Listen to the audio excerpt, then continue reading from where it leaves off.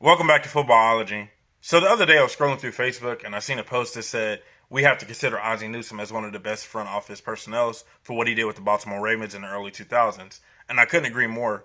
Ozzie Newsome, Ron Wolf, Les Snead, and a couple other GMs in the league right now that I truly look up to as far as what they do as going out drafting players and getting the right guys as far as building their roster. Bill Belichick can also put in that kind of category because he does a lot of personnel work as well. And so those guys I kind of look up to as far as how they go about building their teams and building their rosters to hopefully one day host a Lombardi. And most of those guys, if not all those guys, actually have been successful in hosting a Lombardi. So it's like, why not pay attention to those GMs and what they do? But there was one other GM that I kind of want to bring in the conversation.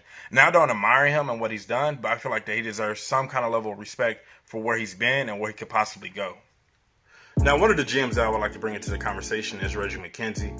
Now, when it comes to Reggie McKenzie, I'm not saying that he's going to be amazing or he's going to be a GOAT or go down in history as one of the best GMs ever. But what I'm saying is what he did with his stint in Oakland was actually really impressive when you think about it. Coming into the 2012 season, into that draft, not having a first or second round pick, basically because they traded away for Carson Palmer and a couple other guys, hoping that they can get some value in return, and they missed out on that. So really, you can't recount the 2012 season. But then you fast forward a couple of years, you get a guy like Derek Carr, you bring in a guy like Khalil Mack, who are foundational pieces or core pieces to what he was trying to build there in Oakland, which is really impressive. Then you get guys like Amari Cooper in the following draft. You bring in Gary Conley, DJ Hayden, guys that you would hope that stayed healthy. If they stayed healthy, that team would have been even more interesting. Guys like Aldon Smith also. If Aldon Smith would have stayed out of trouble, how much that team would have been dangerous.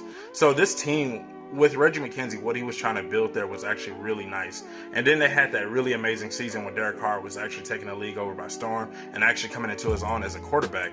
He goes down with a broken leg, and then he hasn't been right ever since. Kind of like the Carson Palmer effect, if you will. But he hasn't been right since then. But on that season, if Derek Carr doesn't get his leg broke, do they make it even further in the playoffs than what they did? And I think personally they do, honestly, because that team was really good. That team was actually showing signs to be a playoff caliber team, consistent playoff caliber team until Carr goes down. Khalil Mack was consistently a dominant defender that they took at the top end of the draft. Reggie McKenzie, for me personally, had a lot of quality drafts. He just kind of lucked out on guys, or he kind of missed out when guys were getting hurt or suspended or getting into a lot of trouble. Really kind of set his rebuild back.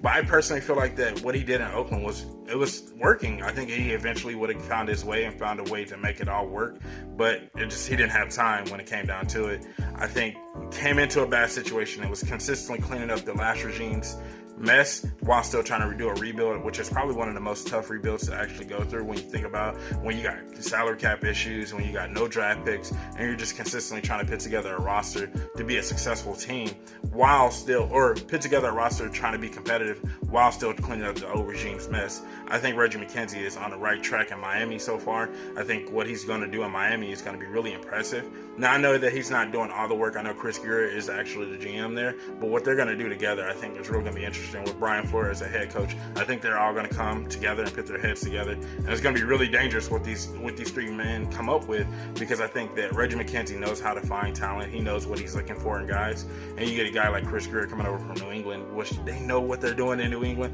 Plus, with Brian Flores, they're willing to take late round guys because they know that's where a lot of the potential and a lot of quality players are at.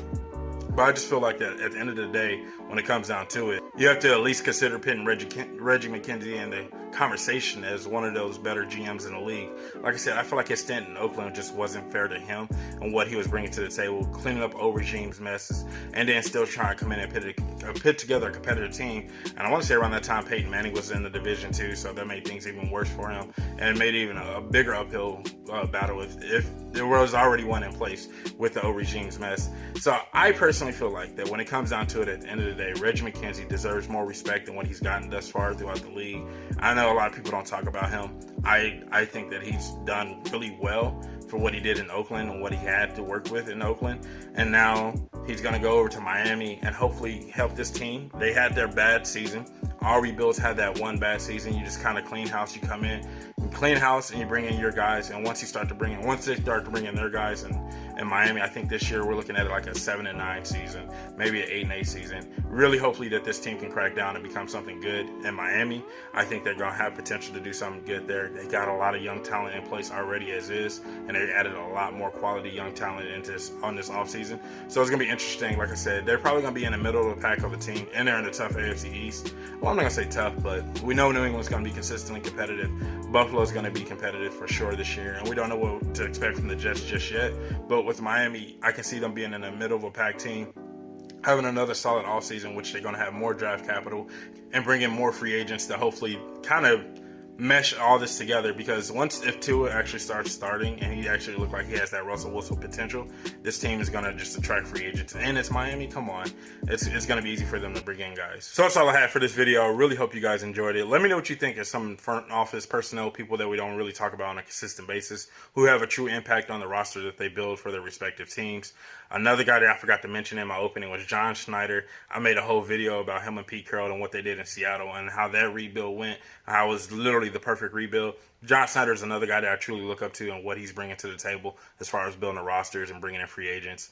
So like all these guys are amazing, and I think that they don't get enough credit for what they truly do behind the scenes. I know the product on the field is what we see with the players and everything, but these guys don't get enough credit for bringing these players together to actually build something respectable. Let me know what you guys think. Like I said, if there's somebody that I missed, let me know what you think in the comment section below. And if you're not a footballologist yet, go and subscribe to the YouTube channel so you become a footballologist. And stay safe, football fans.